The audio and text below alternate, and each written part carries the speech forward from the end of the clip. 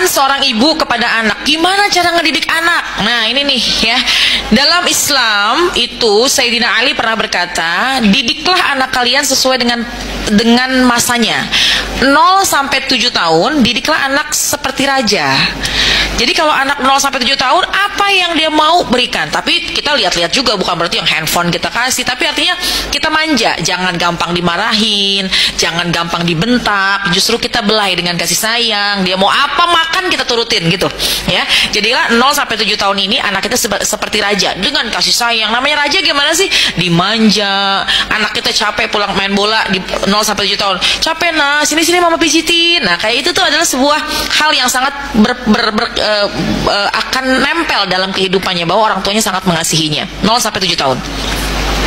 7 sampai 14 tahun berikanlah anak ini sebuah peraturan. Ya, jangan dimanja lagi.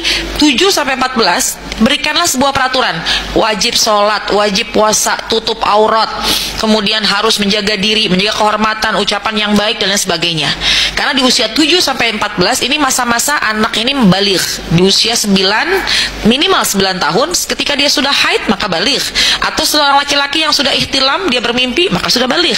Ya, berikanlah peraturan. Bahkan di usia 7 sampai dengan 14 tahun di sini, kalau memang dia nggak sholat, boleh kita pukul dengan pukulan yang mendidik gitu. 14 ke atas, jadikanlah anaknya sebagai teman. Jangan kita jauh sama anak. Justru 14 ke atas jangan jauh sama anak. 14 sampai 21 tahun ini jadikan anak kita sebagai teman. Kenapa?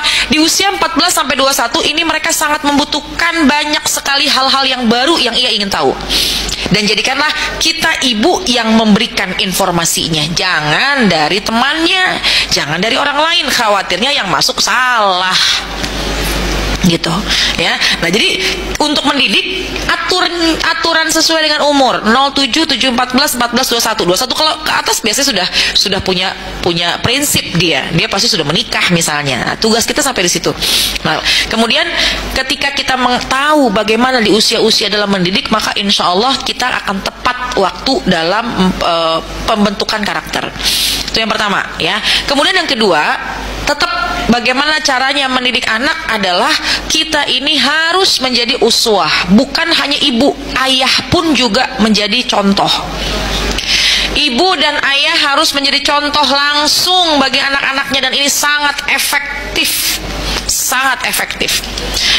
Ibu gak pernah ngajarin sedekah, cuma anak suka ngelihat ibu berbagi kepada orang lain. Tanpa ibu suruh, ini anak akan jadi senang sedekah. Dia sering melihat ibunya sholat, dengan secara otomatis anak pun juga tahu bagaimana kaifiat, bagaimana tata geraknya sholat.